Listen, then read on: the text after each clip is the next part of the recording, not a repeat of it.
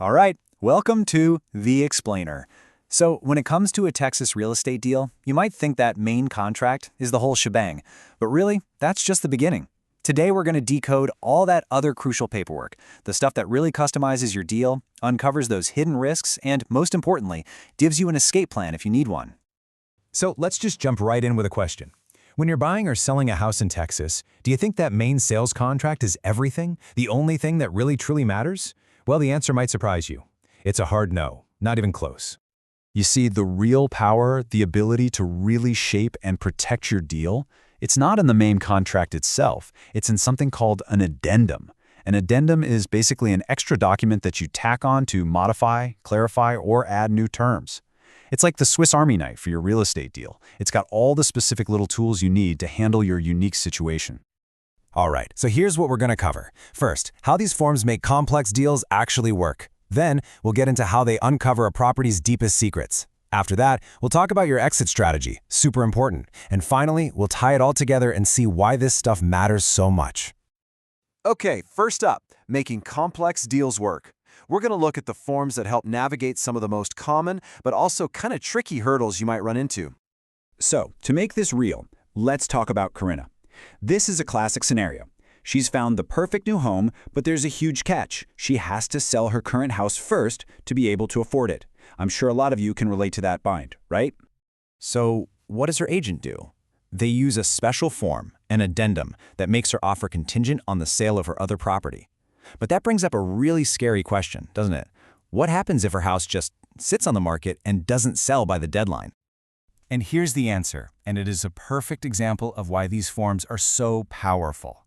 The contract just terminates automatically, and Corinna gets her earnest money, that big deposit, right back in her pocket. It's her safety net. No drama, no penalties. Okay, different situation. Imagine this. You've been searching for months, and you finally find it. The one, your absolute dream home. But, oh no, it's already under contract. Is that it? Is it all over? No, not at all. This is where the addendum for backup contract comes in. It literally makes your offer the official next in line.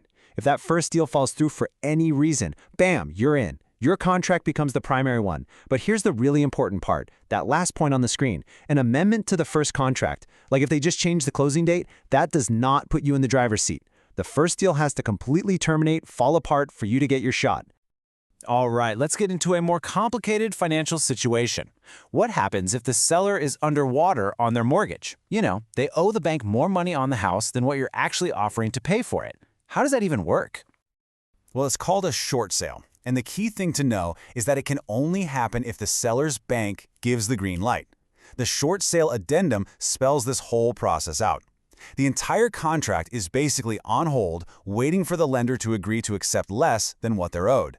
If the bank says yes, you get a new effective date and you're good to go. If they say no, or just don't answer by the deadline, the deal's off. Okay, moving on. Let's talk about the forms that act like an X-ray, letting you see all the stuff that's hidden below the surface, or even beyond the property lines. These are the forms that reveal the secrets you absolutely have to know. You know, here in Texas, what's under the ground can sometimes be worth way more than what's on it. I'm talking about oil, gas, mineral rights. So a huge question is, when you buy a piece of property, do you actually own all that stuff too? This is so important to understand. By default, if the seller owns the mineral rights, they transfer to you, the buyer. You only see the specific form, the addendum for reservation of oil, gas, and other minerals if the seller wants to keep those rights. So if this form pops up in your deal, that's a huge red flag to pay attention. And honestly, like the text says, that's your cue to call an attorney, period. All right, so we've talked about what's under the property. Now let's talk about what's right next to it, especially if that what is the Gulf of Mexico. Because buying on the Texas coast comes with some really unique and serious risks. And I'm not just talking about money here. I mean, just look at this quote. The state of Texas thinks this is so serious that they literally make sellers put this warning in contracts for coastal properties in all caps. Think about that. The shoreline can actually move because of erosion. And if your house suddenly finds itself on what's now considered a public beach, the state can sue you and force you to demolish it. And guess who pays for that? You do. So there are actually two key forms for this. That first one, the addendum for property located seaward, that's the one with that scary warning about the beach line moving. But there's also the addendum for coastal area property. This one is for any property near tidally influenced waters, and it covers things like getting state permits if you want to build a dock or a pier over land that's technically owned by the state. Okay, enough of the coast for now. Let's head inland, into the suburbs. You find a great house in a neighborhood with a pool and a park, and it's part of a property owners association, a POA.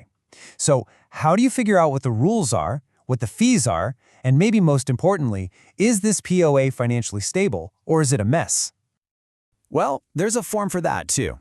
You get a whole packet of information about the subdivision, and you need to look really closely at these 4 things. The regular and special assessments, that's what you'll be paying. The reserves, that's the POA savings account, and any pending lawsuits, because you definitely want to know if you're buying into a legal battle. Okay, so let's say you've done all your homework, you've looked at the POA docs, you've done your inspections, and you find something that's a deal breaker. What now?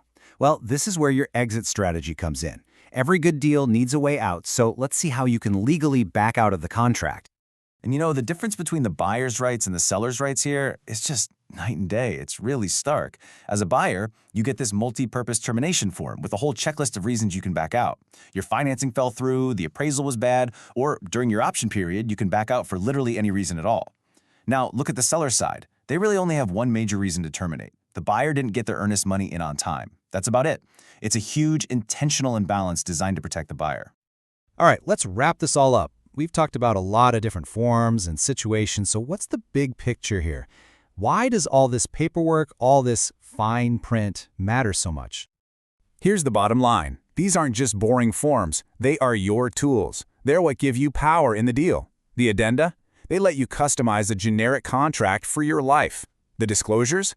They're your shield against nasty surprises. And the termination notices? That's your safety net.